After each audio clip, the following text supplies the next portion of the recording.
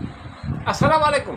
Mohammad city Mithur वाला बिन अखरनि ते बैटबाज़ी ईद जे पुरमुसरत ख़ुशीअ जे मौक़े ते बिन अखरनि ते चटाभेटी पार्ट नंबर 48।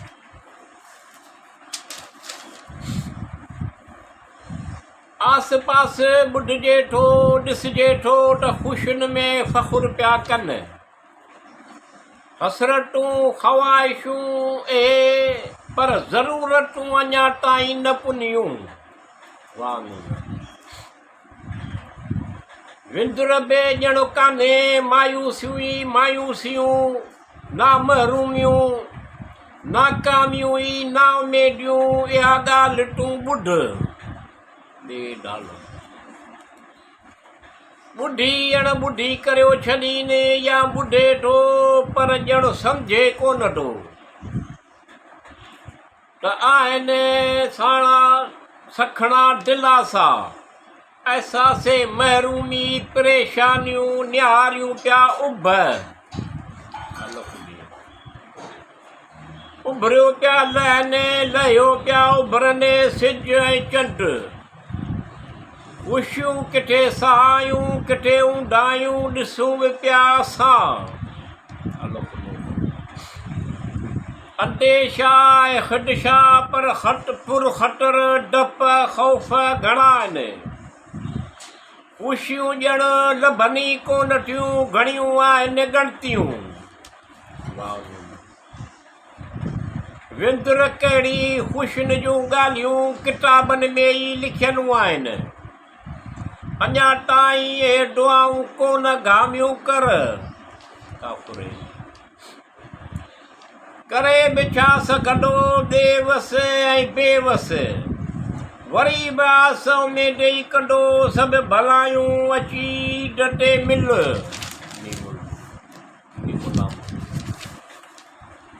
सुहिणा महल कर सुहिणा महर कर सुहिणा मकर सुहिणा माण मकर कर सुहिणा मट सुहिणा भोग मकर सुहिणा एतिरी बेरुखी मकर सुहिणा मिठू असां मुर्की मिल।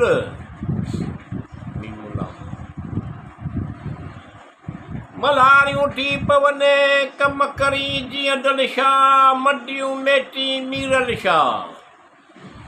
दुख परे करियो सुख सहज सुकार शहीद पोइ अॻे ॾखणड़ो थो लॻे। असीं माण्हू हालनि जा दरिया जे भर जा ॾखणड़ो थो लॻे। गीचट जा ॻायूं पिया समर हुजे साण पए न कंहिंजी काण। थियनि रूह रिहाण कुर्बदारनि साण प्यार मोहबत सां हैदर शाह कचहरी पई लॻे। असीं माण्हू हालनि जा दरिया जे भर जा ॾखणो थो लॻे। गेरे अख पई ॼण निकिरे अहिड़ी गर्मी फैज़ करी फैज़ मोहम्मद शाह नूर जा ज़मा शाह दयाना शाह उमेदूं पुॼायो दीनू फ़क़ीर दीन मोहम्मद सिगड़ियूं सिघे ॾखणो थो लॻे। असीं माण्हू हालनि जा दरिया जे भर जा ॾखणो थो लॻे। गयड़ बेतरो कोन ठबो कुझु थोरी हिमत बि पंहिंजी कबी बुर्दबारी ॾियो बिलाली शाह या मदातार करियो ॿेड़ा पार असगर शाह लॻायो हवा सखी मुराद शाह थधी लॻे ॾखणो थो लॻे। असीं माण्हू हालनि जा दरिया जे भर जा ॾखणो थो लॻे। वाह अल्फ़े ए विछड़िया मोब मिलाई कंहिंखे कीमर रुलाई। हालनि जा माण्हू ख़ुशहाल शादाबाद करी मिठूअ खे झक झोले खां बचाई। गौसल हक़ नूह रहमतुल्लाह ख़ैर थिए झुगे ॾखणो थो लॻे। असीं माण्हू हालनि जा दरिया जे भर जा ॾखणो थो लॻे। थिए वाह वाह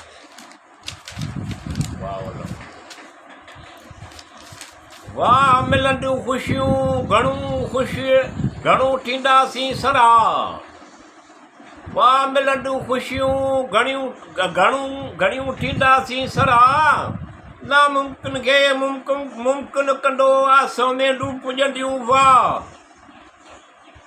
अलफ़े ए ई कम थींदा त ॿुधंदो ॾिसंदो अहिड़ो गहिरो त चवंदो वाके ए कम थिया थने जो थियूं आहिनि सरायूं ईद ते अचो